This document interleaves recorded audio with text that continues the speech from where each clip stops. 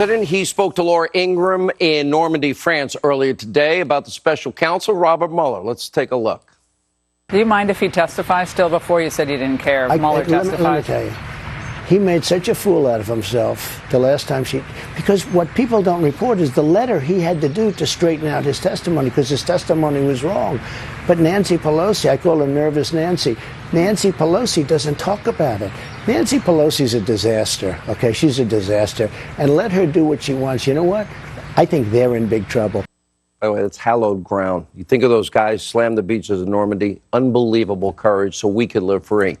All right, joining us now, two people that can answer a lot of pressing questions on these matters. House Freedom Caucus Chairman Mark Meadows, former independent counsel Ken Starr. You know something? I don't like what Comey did, Mark, Congressman. I don't like what the lies now that are being exposed in the Mueller report. I don't like the selective editing. I don't like a lot of this. But it doesn't surprise me. Look at his team.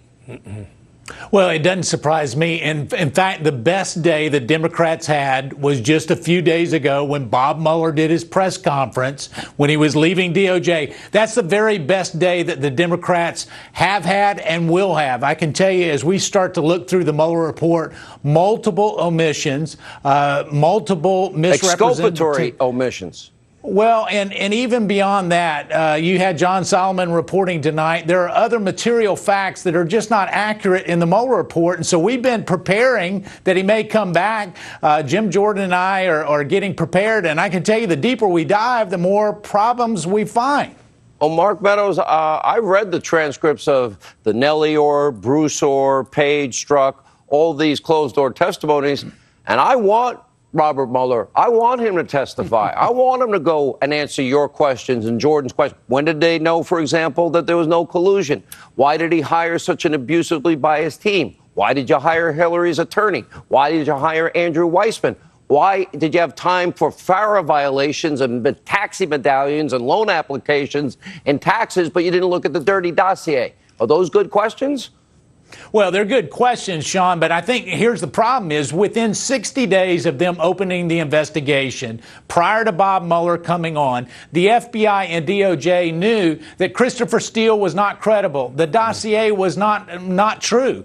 And George Papadopoulos was innocent. And so when you look at that foundation, it's all built on really a foundation of sand, and that's going to start to show up very soon. And Ken Starr, wouldn't the broad mandate that was given Mueller that allowed him to go off in all those other directions, FARA, taxi medallions, loan application, wouldn't it have been appropriate if you really want to get to the bottom of Russian influence, collusion even? Wouldn't you want to know about the dirty, bought and paid for dossier full of Russian lies disseminated to the American people to convince them to vote for Hillary before the election?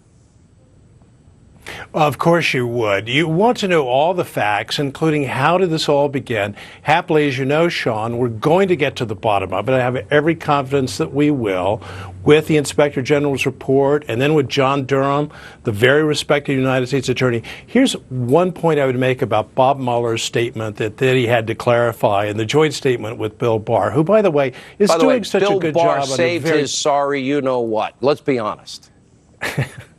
He really did. He bailed him out and he was being gracious.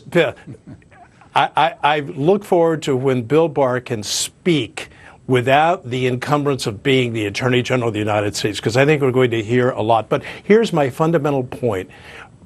In his statement to the American people, saying essentially, this is my farewell, this is the last thing I'm going to say, I hope it's not, I hope he will be subpoenaed if necessary, Bob Mueller said, I'm paying tribute to the integrity of the people who worked for me. He has put, by his own words, the integrity in play. 20 years ago, the integrity of the investigation I was charged with was put in play. And so what happened? I was summoned to testify. They didn't have to subpoena me. I was requested to testify, and I did. And that's what we need. There's so many questions. Congressman Meadows has mentioned them. John Solomon has mentioned them. You mentioned them with the John Dowd interview, which was so important earlier this week. We need to know the truth. What do you both make, and Congressman, I'll start with you, of we already know what Christopher Steele's going to say. Because when push came to shove in an interrogatory in Great Britain and he was under the threat of perjury, He said, I don't know if any of this is true at all. It's raw intelligence, maybe 50-50, but it became the bulk of information to apply for a FISA warrant, which says at the top, verified, and he's saying to us it's an unverifiable document. Doesn't that mean Comey, Yates, and even Rod Rosenstein and anyone that signed that they did not verify it? Well, it wasn't verified. Ken Starr is right. You actually look at the prosecutors and their team, and you start to judge the integrity of that investigation. But more importantly than that, it was not raw intelligence. It was made up. Sean, I can tell you it would be great if it was raw intelligence and just happened to be wrong. But actually, this was a fictitious story that everyone knew was fictitious, and yet they did nothing about it. And Ken Starr, even the New York Times, they're catching up to the Hannity program. A little 2.5 years late, but, better late than never. But they're suggesting that it was Russian disinformation the entire time, that Hillary Clinton paid for and the FBI paid for Russian disinformation. Extraordinary and an absolute shame. It's a tragedy, and it borders on being a disaster. We've been through too much in this country with respect to the alleged collusion. That's a serious charge. We do know, and that's one of the things Bob Mueller did in fact establish in these indictments, the Russians interfered with our politics. But he's also established in his report that there was no collusion. That's what he was hired to find out. Yeah, but we know real crimes were committed by Hillary, called the Espionage Act, with real intent to cover them up by destroying the subpoenaed emails, bleach bit, hammers, ending SIM cards. Congressman Meadows, people need to give you, Jim Jordan, credit, because those closed-door testimonies that were released by Congressman Doug Collins,